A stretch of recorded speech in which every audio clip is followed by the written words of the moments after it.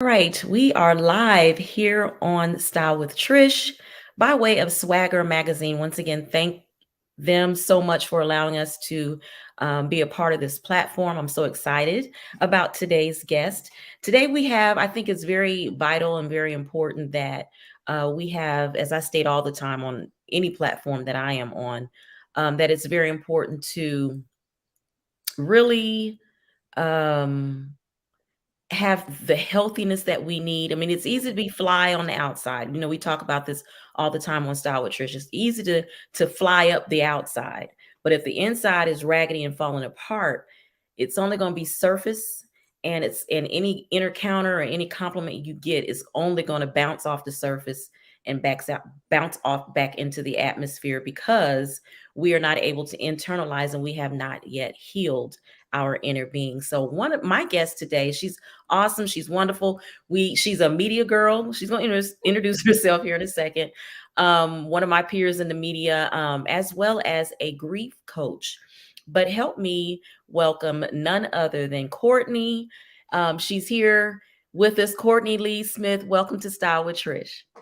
Hello, I am so honored to be with you to talk about, like you said, style. Before I even introduce myself, I would really like to say just what you're talking about on the outside. One of my favorite things to say, especially as Christians, the first thing we like to say is, I don't look like what I've been through. Yes. But you're surely acting like it. You know, you acting bitter, hateful, and like you said, the inside hadn't healed. So I think that's very important. And that's really kind of how my journey began. Me and my husband, we lost our spouses same year, same month. Wow. Right now it's 10 years when it began. And we knew we needed some tools for ourselves, not just being remarried, but some tools just so that our grief didn't destroy our relationship. Right. And that's what people don't understand. Grief can cause a gap in your relationship that you never actually get it together. So for us, it was our personal journey. Then we began this kind of media ministry journey, just getting everything out there. And then we became full-blown marketplace to offer resources and tools to other people as well. Yeah, that's awesome. We're gonna talk about that a little bit later, talking about the entrepreneurship. The art. I can never say the entrepreneurship side of what you do. But yeah, I thank you for sharing your story. So you and your husband were both widowed. You both widowed, and then you found yourself together. How did you actually meet? Actually, we met 45 days later. We were married. Oh my goodness. New Year's Eve, 2022. I mean, we literally bought 2023, our new year in together. And I mean, our life has totally been definitely ordained steps by God since then. That's awesome. They say it didn't take long, huh? That's what they say. When he knows it's the one, it don't take him long to figure it out. So first of all, we're gonna start. We're gonna dig right in and talk about grief. Can you share a couple examples? I have a couple in my mind, but a couple examples of grief, because a lot of times we think grief only comes at a loss of life or loss of loved ones in our lives due to death. But what are other types of grief that you've had the experience of working with? It can be loss of like an eviction, a foreclosure, or a repossession. So a loss of things that you identify with, a loss of a career, a position, a title, and we have to shift to become somebody new. Even loss of our particular expectations on a timeline, especially us as women. You know, we say, "Oh, my clock is Yeah. ticking; these things are happening." So we began to grieve because things don't necessarily come to us the way that we feel like they should. And I Mhm. think we daily grieve things. Each and every one of us, you know, grieve things like, okay, today didn't necessarily go as planned. Mhm. Mhm. Yeah, it's in when as you were naming some of the things, it's kind of opened my eyes to a couple of other different levels of grief. Like you said, it could be everyday things. My mind just went to a friend of mine who found out that their child was gay, and so they're going through the process of grief. Not that they're against it, or that they don't love their child, but that was a loss to her as far as the dream that she had for that child. Her dream was to have, the in which they can still have, but she's going through the grief of what she thought that child's life would be. And so now she has to kind of shift herself and think with this new mind. But initially, that was what, and she's going through a grieving process. So there's so many different levels of grief other than the grief of, like we said, loss of life. Can you share some of the signs? Because sometimes everyone grieves differently. Yes. And some people grieve and it hits them later. Some people grieve and it's immediate. Some people grieve and they become different. Some people become angry. But can you share some typical signs of what a person who may be grieving that we're not aware of may display? One of the major signs is somebody who's avoiding conversation about even the topic of a loss. Okay. They don't communicate it about at all. They're always changing the subject. They're always avoiding the conversation. So that means they're not even ready to begin the process. And I think when you say we're grieving, are you processing it? I mean, to come out of it, to go through it, or are you in a non-accepted place? And I think a lot of people, when they have not even begun the grief process, a lot of people are in the non-accepted place. You know, I don't believe this happened to me, or I'm still trying to figure out why it happened to me. And that's another thing, when there's constantly just trying to figure out why instead of trying to focus on, okay, what to do next. So when you hear somebody still talking about, man, what if this had happened? What can I do?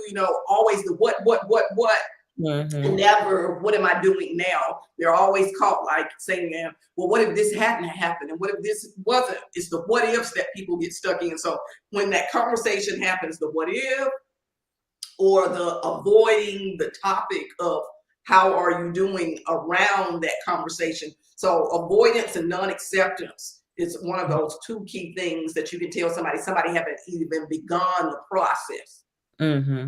Yeah. And so a lot of times that you made me think of sometimes when I've been wanting to console someone and they say, I just don't want to talk about it right now, or my mind can't take it right now.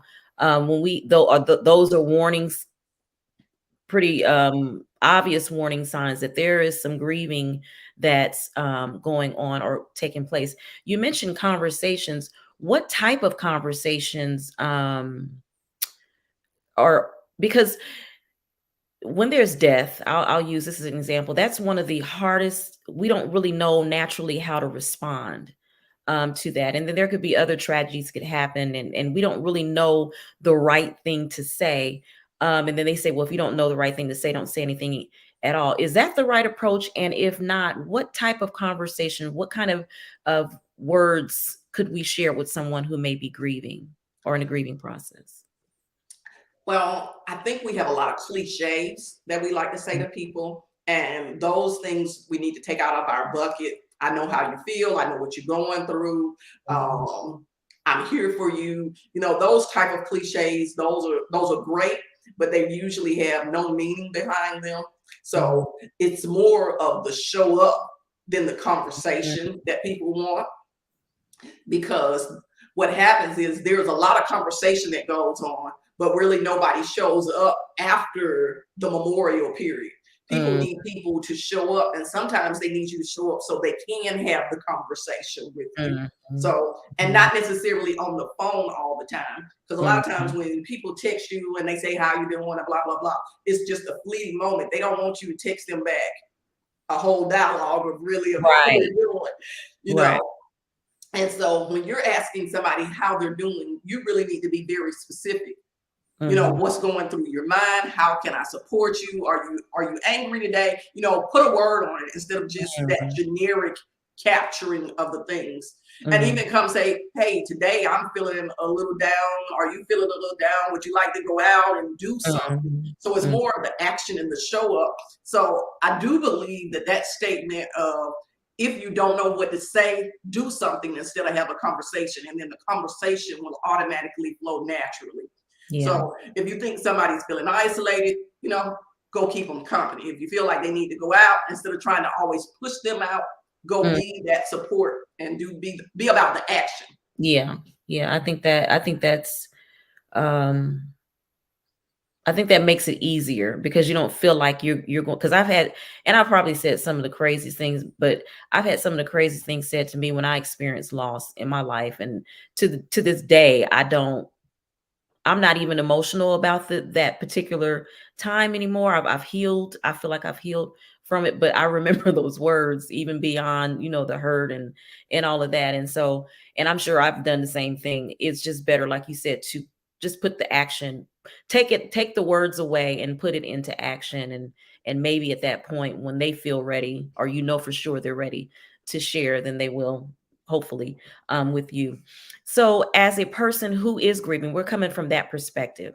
As someone who is grieving, what are some of the tools that we or they could utilize to kind of help them in the right direction, but also tools that they might need, realize that they need a little special help beyond themselves?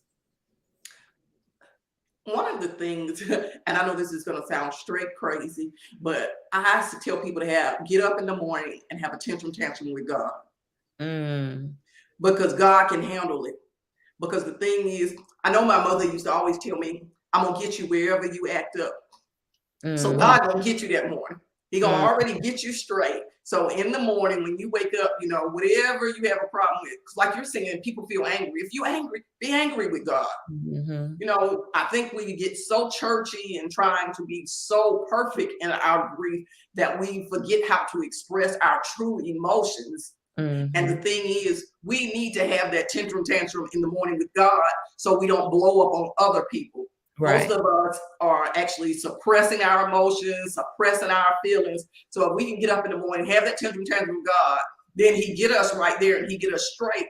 Because then He'll remind us what we still need to be grateful for. He calms us back down, and then Mhm, He gets us off of that roller coaster emotion of grief. mhm, So, I mean, even for myself, I start that off. I actually start my prayer off having a conversation with God, just like now. I'd be like, hey, I didn't like what you didn't do for me yesterday. I didn't like how mhm, this turned out. mhm, mhm, This is, and then then you have to go back and say, okay, God, but this did happen. I have to be thankful for this. And it shifts that mode.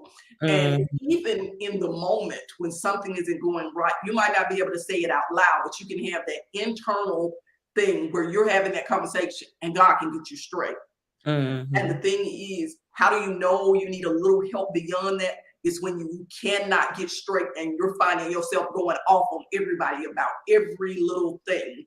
Mhm. Everybody's upsetting you, everything is irritating you. You need Mm. to say, okay, I'm on a fence about everything. What is really the root? And most of the time, it's just because you haven't dealt with something that's irritating you inside. Right, right. It's something that's not settled.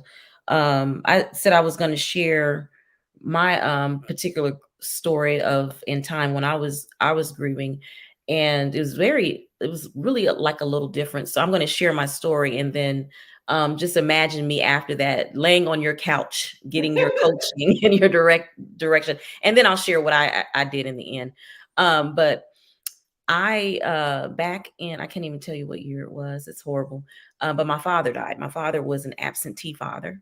He was never in my life. And so when he passed away, we got the call that we needed to get to him. And so we had to travel to Orlando to get down to him, but we didn't make it to him in time before he passed.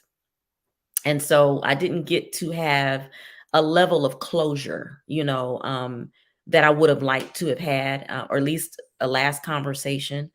And so, like I said, he was absent all my life, and so he passed. And when we went through this funeral and all that kind of stuff, and came back home, and I thought I was okay, but then what rose up in me at that point was anger, as I shared with you before.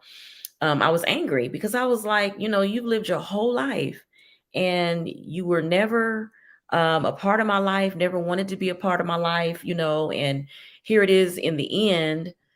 Um, we're the ones, your children are the ones that they have to call to come and make sure, that your well-being, and your business is handled and taken care of. And so it was very difficult. I was very upset. And I felt like it was a conversation I couldn't have anymore because he was gone. And so I became bitter. I became angry. I lashed out at my husband for it. It wasn't intentional, but it was like you said, you hold and have those emotions, and they go what is it, unhealed. And Mm. so I got to a point, and I got to a breaking point, and I'll share. I started, like I said, one of the things was anger, but the other part was just it was like a deep welling of a cry that I Mm. wanted to and felt like I needed to release, but I didn't know how. It was almost as if as it was coming up or was trying to come up, it was like I would choke over it. That's how deep rooted, because it was anger of him being absent, but then it was also anger that I couldn't say everything I needed to say to him before he left here. And so I think it was a combination of that. So with that frame mind, that's how I was. Share with me how we would begin a coaching session that would help a person in that state of loss and that state of mind at that time. Well, the first question I always ask all my clients, what is your desired result? What is the thing that you want to happen in your life every day? Like Mhm. my desired result ultimately is peace every day, no matter what goes on, peace is my common denominator for every day. So whatever your circumstances and situation that requires you to get to that. And I actually have a workbook that works us through that. And it says, grief will grow you. Most people think grief is bad. Mhm. I always say grief is something good because what it allowed you to do is uproot that so you wouldn't be hurt and wouldn't suppress that information. So we would start off with basically just telling me where you want to be, you know. And for you, it sounds like you wanted some type of closure. Mhm. You wanted to have that communication. You wanted to really talk to that from that little girl that was Yeah. inside of you. I always say Mhm. it's the kid in us that can't let go to allow ourselves to be adults. So I would really start back with the little kid in you because that's where the conversation really needed to happen with your dad. Some of Mhm. those conversations, some of that dialogue that you wanted to have as a child, whether it's writing a letter, Mhm. whether it is creating a video, creating a journal, just to begin to have some of those conversations because the first part of this work is always about releasing. Yeah. So I would give you tools to start releasing some of that anger, tools to start releasing some of that hurt, Mhm. having conversations with even other people in his life if you needed to figure Mhm. out, okay, to understand the bigger picture. Because a lot of times we are hurt and we don't know the whole picture. Mm. It doesn't make it better, but at least Right. we have the whole picture from other perspectives besides just our own. And Mhm. so after I sent you on that journey, and then we talked about some of those things, then I would say, okay, now that you've released some of those things, how can you rebuild even in his absence? What Mhm. would be that relationship, that conversation you would have now with him? Mhm. And would I, because I'm a writer, I love to journal. And then I'm a songwriter. So what I ended up doing was I wrote a letter to my aunts, his sisters, and put in all of my feelings and Mm-hmm. how I felt, as you said, share with other people who knew him and loved him. And so I wrote that and I sent that out to all of my aunts. And they found it beautiful. They found it beautiful, and it was so therapeutic because they were always in my life. His family, his extended family, they were always in my life, and I had relationship with them. So growing up, I kind of knew, why he wasn't in our lives, and I had a little bit, but you know, you still never, when you don't talk to that individual themselves, you're really just guessing. Everybody is just guessing because only they can tell their story. But I did do that. I did reach out to them, and I sought out counseling. And I think that is so important because, like you said, and like we shared before, everyone grieves differently. And then a hurt feeling happened. This is really was the breaking point where I said, okay, I have to go get counseling, because the situation with his wife, it took a turn. And it was something that she said. And it just, when I tell you, Courtney, it just reignited all that abandonment all Mm, over again because we wanted to have a funeral and she did not. And mm, so because she was the wife, her word was what it was. And so not only being able to have a one-on-one conversation to say and clear the air before he left, but my extended siblings who were not as close to him location wise as we were, they didn't get a chance to even have a walk to the casket and say their piece. So it just felt like a whole nother abandonment. And that was when I felt like I was just so full of hate, so full of anger, that I said, this is not me. I need to seek out help. And I did seek out help in journaling. And I can tell you, going to coaches and going to counseling, if that's something you're not used to, and you can share, I want you to elaborate on this because my first session, when I left on the way home, I almost had an anxiety attack because I said, I just told that woman all my business. It was just like, oh my God, because I have never released to someone I didn't know that I wasn't in relationship with before. And it just felt like, what our parents tell you, don't be going out there telling our business. It just felt like that. So share that and how you're able to help soothe that part of, especially in our culture, in our community. Share that well, the how we can help. first thing, like you just said, we don't go out telling our business. The Yes. thing is, you have to know, you have to talk to somebody, and it has to be somebody who is not going to necessarily try to fix it for you, because a coach, a counselor, a therapist, they don't try to fix it for you. They Okay. walk you through your particular needs at that time to guide you back to wholeness. Okay. And when you tell people who already know your business, all they trying to do is make you back like you were. They don't Mm, necessarily want to see you change. They don't want to see you grow.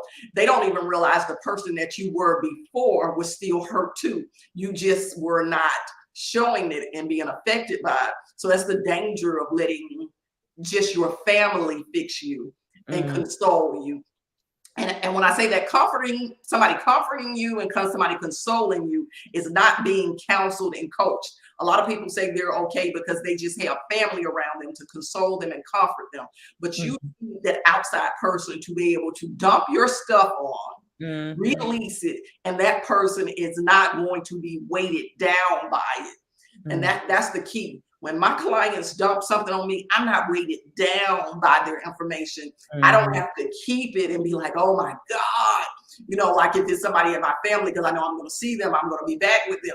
When mm, you have that outside comfort person, that person can take it and actually really let it go. And then they can actually listen to you in a different way without a filter.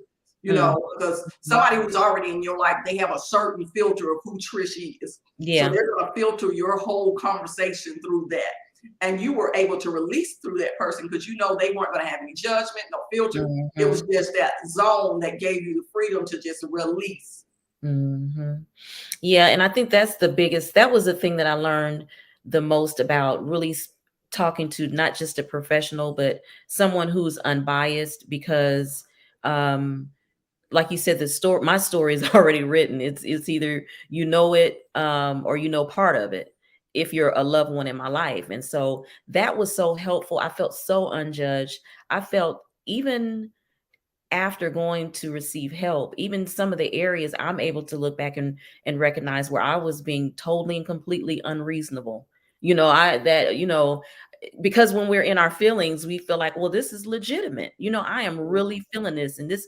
But then when you have someone who is not emotionally engaged in that and they're on the outside looking in, they give you so much more. You guys give so much more perspective. So you said you have a workbook that you tend to work with your clients. Do you mind sharing any of is it in chapter form, or how is the book set up? Is it like It's a broken journal? down in basically in a process of 4 processes that you go through.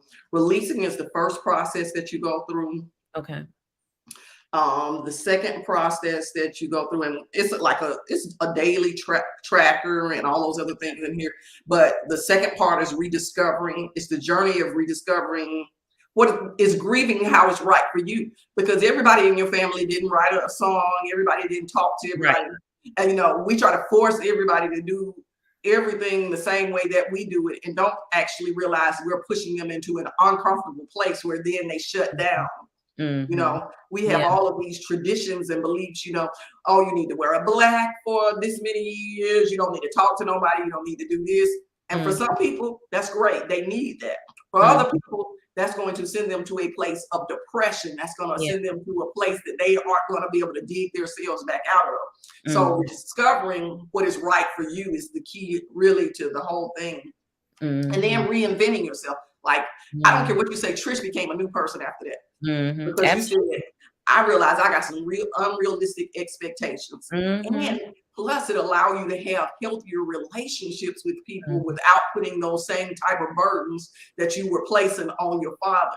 Because I don't care what you say, when somebody feels abandoned, when they feel that level of abandonment again, like you said, when his wife said that level of abandonment came back full force. And so even all of your adult life, when somebody felt like they were abandoning you or gave you a trigger, you were reacting to them as if you were that little girl inside. Yeah. So you got to rebuild yourself. And then the best part is the reintroduction, which, Okay. I mean, to me, this is something we should really do. I believe grief is a daily process that we should go through, whether it's something that is big or whether it's something little, because all the little things end up turning into something big, and then we either implode or explode on people. So if we do those things on a daily basis, or sometimes in the moment, because we just come out of COVID season, Yes. monkeypox, recession, all of those things that the media world has been pressing on us. And if we don't do something every day to go through a process to release those things and say different words to ourselves, we will get caught up in a world cycle that will have us in an emotional roller coaster every day and never be able to get off. And I love the way you mentioned COVID as well, because COVID was a good thing for me personally, because it slowed me down. I was doing way too much. So it actually really caused us all to come to a halt at one point. But it slowed me down and it allowed me to rest, and my mind, my body, my soul, everything, just overall. But then at the same time, coming out of, and as we're continuing to come out of and be a little bit more free, I found myself being paranoid about everything. I just was, it wasn't a grief. It was just, maybe it was, I don't, the life it's different than what it was pre-COVID. Yeah, And you were grieving the then life.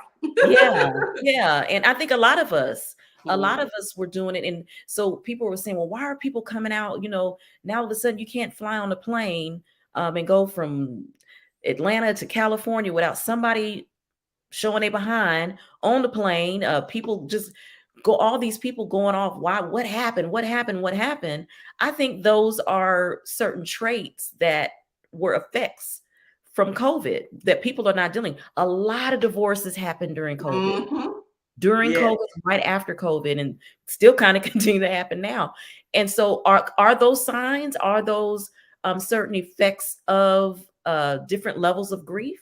Yeah, those are definitely different levels of grief, because people got to see people in a different way.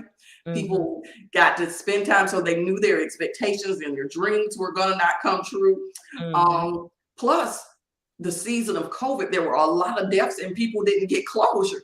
So that lack of closure in that aspect of their life hasn't really allowed them to have closure in other aspects of their life. So they're really just acting out. And when people say, is there good grief and bad grief? There's bad grief, because there are some choices that we make, and like you say, we get out there and show our butt. And no, that's a bad choice. You know, if you're choosing something that is like, if you choose to go out and drink, get drunk, get high, you know, spend all, you know, those are bad choices. And even overworking, you know. So a lot of people were getting divorces because people became workaholics, you know, because, okay, I can't be spending all this time at home, so I got to find me something else to do to get away from this house. So it created an environment that wasn't necessarily healthy, whether it was the kids being at home with them all day. It's like, okay, I cannot do this. This is not my space. And instead of just saying, okay, I don't have to do it the same way that everybody else is doing it. And I think during COVID, social media had so much pressure on people, because they saw some people just doing it very well. You know, it was like, oh, they're homeschooling their kids and they're doing this and everything is just going perfect. You know, it's like a perception that it was going great. And that's what all it is. Nobody's life is perfect. And that's what we need to say. So we can't grieve what somebody else is doing. Just do the best that we can, and then let God do the rest. Yeah. Because that's a part of grief as well. Like I had 2 friends, couples that didn't make it and didn't survive COVID. And the thing that sort of gets me sometimes, we have an expectation of how long a person should grieve. And some people may grieve, it may be 2-3 years. How do we know that we actually really need help with grief and counseling and coaching through grief? Or are we just grieve different? Okay, like it may take me 3 years to grieve, but is that healthy? Because you don't want to put time limits on it, but then how long is too long?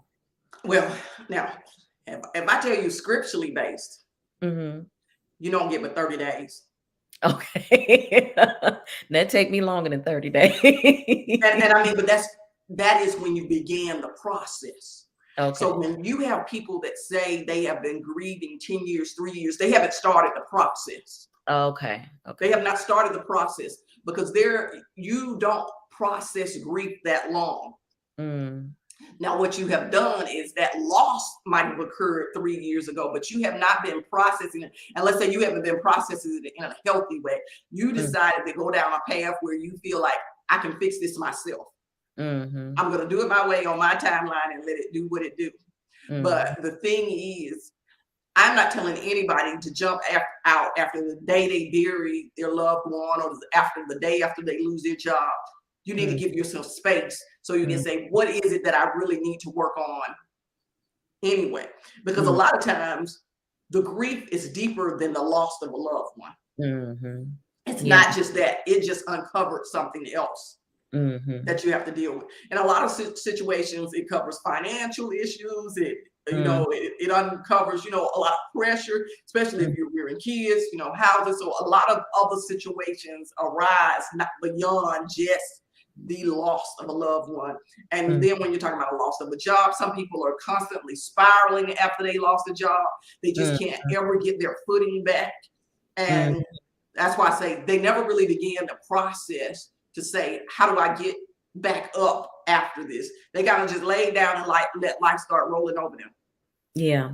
And so when people say, well, I've been grieving 10 years. Okay, you've been sad 10 years. You've been going on an emotional roller coaster for 10 years, but you have not been grieving for 10 years. Because if we go according to scripture, grief is a season. There is no season that lasts that long. Yeah. So if we think about what a real season is, a season is 90 days. And that's what you get. That 30 days is supposed to begin the process. And after that 30 days, that's when you're supposed to shake off the dust and everything. And then you're supposed to begin to get up, do some movement and some work. And then at the end of that season, you're supposed to be able to see a new person, see some growth, see some fruit. And I want to say, people don't talk about that because our grief is really a money-making manipulation. That's true. And the thing is, people will play on your emotions of hurt. People will play on your emotions of sad. And the thing is, if they realize that those are your triggers, somebody can always manipulate those triggers. Mm-hmm. So we have a lot of things in our society that we band-aid to reopen, rehearse, and redo a lot of things. And if we're not even conscious that we do it, but we continue a cycle over and over again. Mm-hmm. And so you were saying the last phase is that you reset, is that the Introduce yourself. yeah, you reintroduce yourself. And so how does that feel? Because I know, well, for me, when I went through counseling, it healed so much. Do I have more? Absolutely, because it's so deep rooted. But to be able to get past that season of where, especially I really wanted the angry and I went through a whole gamut of emotions. I went through, of course, angry was there and it stayed the longest. But then after that, I had a small period of just sadness where I felt sad for my dad. I wanted to know what happened. Something had to happen in your life in order for, so then it flipped from being angry because I was able to get those feelings and get that emotion out. Then it manifest into just sadness for him and feeling sorry for him that he wasn't able to live his life, enjoying his children, enjoying his grandchildren, enjoying his great grandkids, because he had made the decision at such a young age many years ago that he just could not reconcile, I believe, within himself. So to be in our presence, to be around us, it brought so much shame. And it was so much shame to the point that it was easier for him to, but I had to come to that understanding, and that's my reasoning. Some of my sisters don't feel the same way I do, and that's fine. But that was the reasoning and the place that I came to. So now I thank God for my father. I say I thank God for him. I thank God he was the type of father that he was. I thank God most of all that he placed us in a family, even though our father wasn't there. He placed us in my father's family, who loved us unconditionally, and would get mad. And most families don't do that, would take our side over his side, and so totally embrace my mom. My mom is almost felt even to this day as one of my grandparents' kids. So it was just an amazing thing that I had to get to that place where I became more thankful, even though I felt slighted for so many years and held on to so much anger. But being able to talk about it, sharing it, and just getting that stuff up, a lot of that stuff up out of me, is the important thing about getting coaching and counseling. So just if you would share, we have a little ways to go, but I wanted you to share how anyone who's interested in hitting you up, because it might not be an immediate or something that just happened a couple years ago. Mine is rooted, like you said, back from when I was a little girl. But someone who might have some stuff to let loose, break up, and release. How can they reach out to you and just share a couple of encouraging words to encourage them to get help? Well, you can reach out to me. The easiest way is just to go to my website, the Relationship Service Station. Everything is there, whether you want to take a course or if you just want access to me free. I have so many videos, so many ways that you can connect and just listen to the free version first to get a lot of strategies, to be a part of a workshop. And I do that every first Saturday live at 6 a.m. in the morning. So I do it. I'm obedient to God about time. I promise you, I don't like waking up at 6 a.m. in the morning on Saturday. But it is the obedience of that, and it really kind of kicks off the month for people getting a new perspective on the direction that they're supposed to go in. So I really like to make sure I'm providing enough free grief resources, because I do know everybody, first of all, don't feel like they have the time, or they don't feel like they want to get too deeply involved in it. But I do believe if you start the listening first, it will allow you to start having the conversations. And so I'm always open. I have a magazine and I have shows that I invite guests on. So even if you get to that point and you just want to share your midnight hour with me and write a story to be as a content writer for the magazine, or you want to share a story on one of the shows, that might be your therapy to share your story. So that's an option as well. But now, if you need a little bit more, I do have one-on-one sessions as well, and I do conduct workshops at least twice a year going through this workbook. Or you can just buy the workbook yourself and do a self walkthrough. Mm-hmm.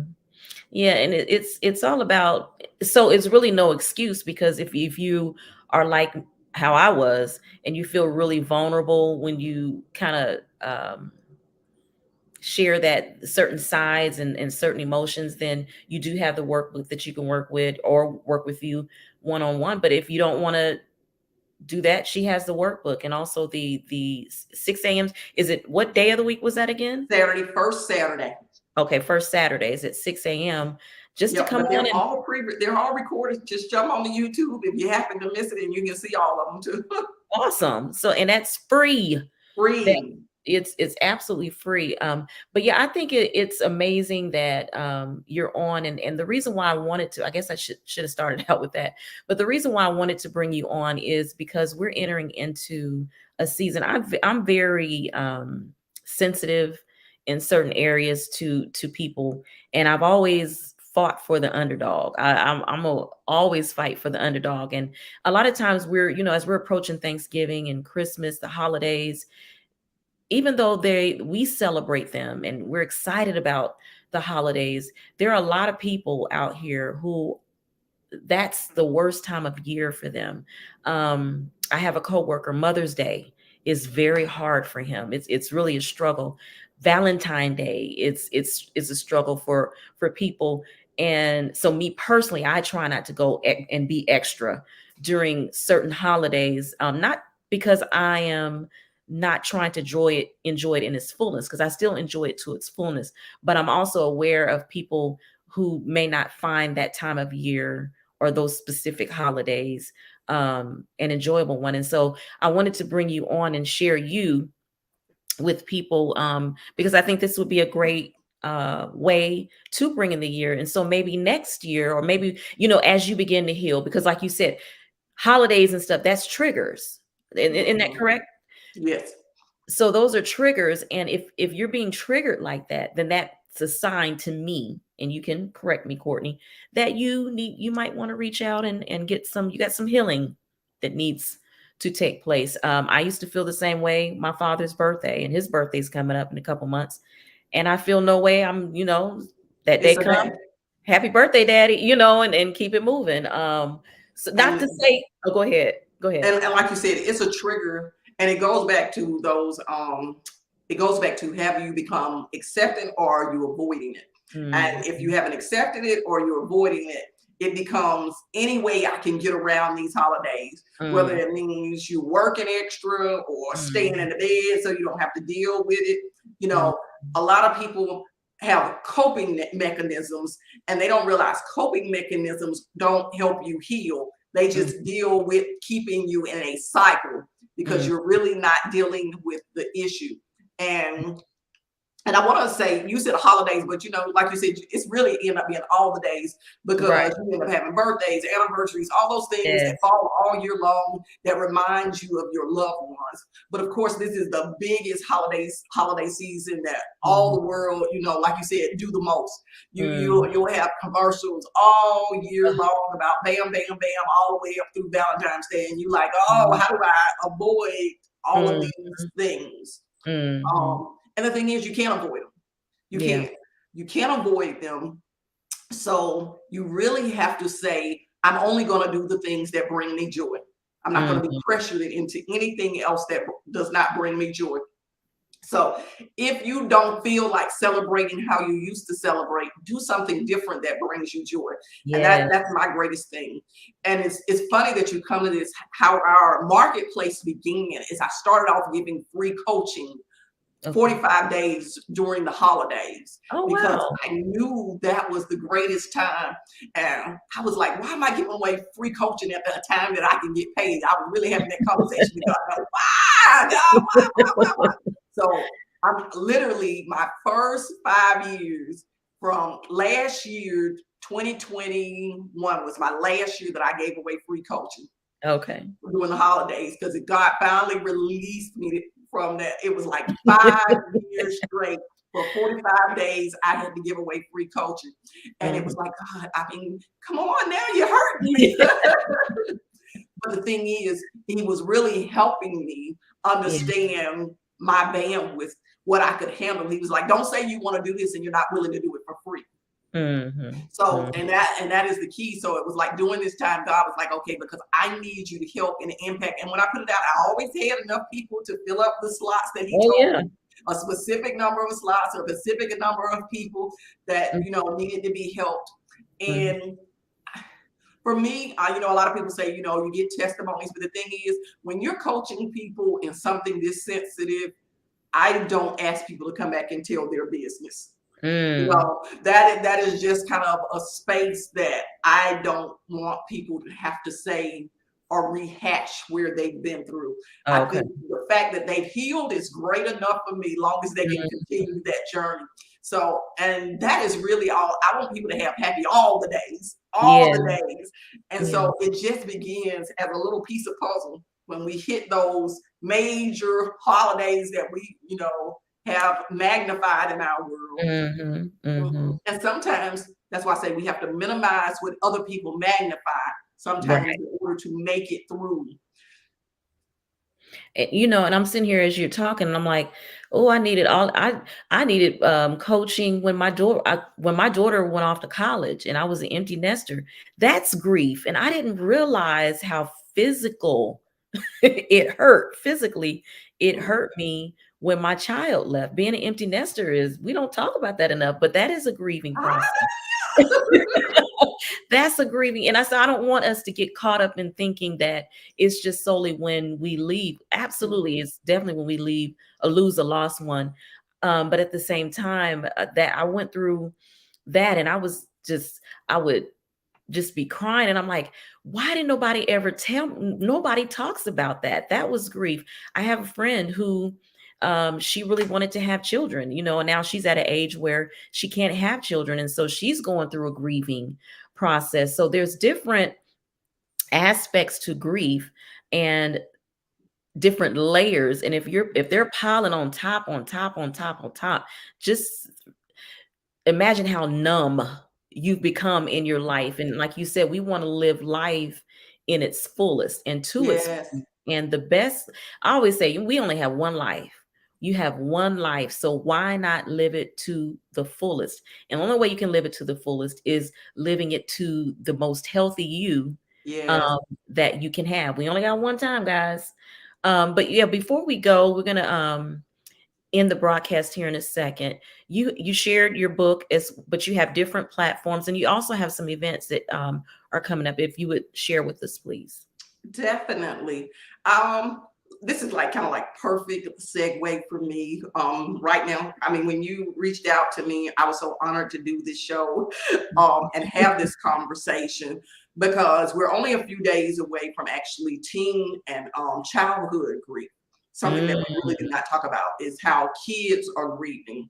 yeah. Um, I actually completed a couple of months ago 6 comic books for kids, and it's Mhm, about healthy conversations to start with our kids, so we can have those grief conversations. So mhm. one thing that I am working on is implementing these comic books in our educational system, so we Wow. can have grief education. We miss out on that component, and talking to the little girl inside of us. You know, Mhm, I can remember I was in second grade when my great grandmother passed, and the only mhm. thing I could remember is I didn't have perfect attendance anymore because Wow. I had to miss school. I went back and forth and was like, can it not be after school? I was like, I got, you know, I want perfect attendance. It was so important to me. Right. And I never really understood what a funeral was as a Mm, second grader because to yes. me, it was like we just went over her house, we ate, and we played outside. Mhm, But I mhm. never really understood the whole gamut of what had happened. So I want to make sure that our kids are understanding that. So the whole month of November, I will be putting out a lot of content to make sure we get that into the education system. But Okay. then for our adult body at the end of the year, I'm pushing, we want to end how we want to begin our year. So we're having a Yes. fully recharged experience. And I say experience because we're not going to be just talking. This is not a conference. Conference means we confer and just communicating with each other. And experience means there are some actions that you have to put in place, some things and some strategies we're going to be implementing. So your life will be changing automatically over those 4 days. And that's December 1st through 4th. So all those things are on my website. So I'm excited about that evolution from the little girl in us to the grown up in us, so we can all evolve and just become healthier vehicles. Yeah, and it's all about, like we said, chipping away at the layers, because I still got a lot of work to do.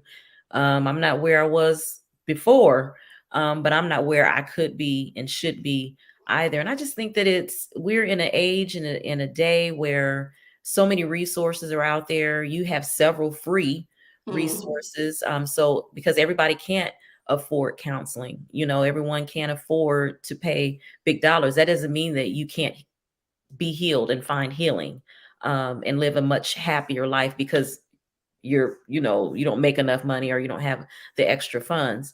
But I think it's very important that we travel this road, especially, like I said, us as a culture, travel this road and find our healing. Oh my God, we're embedded with grief, just, through beyond our grandparents, great grandparents. We pass down. Share a little bit with that before we go off. Share with us inherited grief, if you can, and how. I know that's going to take a whole nother hour, but you know what? I'm gonna actually make it simple. I went to a movie premiere, and the event happened 67 years ago. Emmett Till, yes, the movie premiere. That's an inherited grief, because that inherited grief is hatred, healing, hurt. So that inherited grief, when you're talking about it, we're passing it down, and we don't even know how to carry that grief when, well, I can't even say I wasn't aware of it. It wasn't living, but some of us weren't living. Right. So some of us weren't living then. And the thing is, to live it, to reenact it, and to put it back out in the atmosphere again, is going to be pressure on another generation to how do we digest this information. And so it'll be people like me that need to make sure we are available when that movie comes back out. So now that it stirs it back up and awakens back up that inherited grief, what do we do about it? Yeah. It's that generational trauma that's passed down, and what's attached to that is the grief. And so why can't we say in our generation, no more? We're going to stop the buck here. We're going to get ourselves healed, and we're going to be examples to our children and our grandchildren on the proper way because grief is going to come. That's a part of life. But we're going to pass down, instead of passing down the grief, we're going to pass down the healing. And so I thank you so much for coming and hanging out with me, especially last minute. But I was like, I got to get her on because, like I said, this time of year it's really rough for a lot of people. And your events that are upcoming, guys, make sure you support her. Share your social media, if you will, really quickly. Okay, my Facebook is the Relationship Service Station. My, of course, website is the Relationship Service Station. The only thing that is, even my LinkedIn is Relationship Service Station. But somehow my Instagram was the thing that I just had to be different on. And I am a master relationship mechanic. I've tried changing it, y'all, but it is what it is. But the master relationship mechanic is my IG. But like I said, if you jump on my website, you can join me in any of those places. Even the Relationship Service Station is the YouTube. And we have over 300 free resources there to talk about healthy grief conversations. And for the month of November, I will be uploading 30 videos to help kids through their journey. So if you have kids, nieces, nephews that need to walk through this journey, this is that avenue that I'm giving our youth to really have that conversation. I think it's a beautiful thing. Thank you guys for tuning in. As always, thank you to Swagger Magazine. We partnered with them. My show is titled Style with Trish, and we air every second and fourth Sunday. Follow us on YouTube as well as my website, trishstanley.com. Courtney will definitely be on that show as well. That's where we get all formal and dressed up and pretty. But she will be coming up on there. So stay tuned and stay connected with us. And we will be back with you guys on next Thursday with another awesome guest. Thank you for hanging out, Courtney. Thank you. And thank everyone for tuning in. I really appreciate the love and the hellos and the hearts. I appreciate you guys. You guys be blessed and stay safe. And I never end a broadcast without saying love isn't love unless you give it away. Give some love away Amen. today. You guys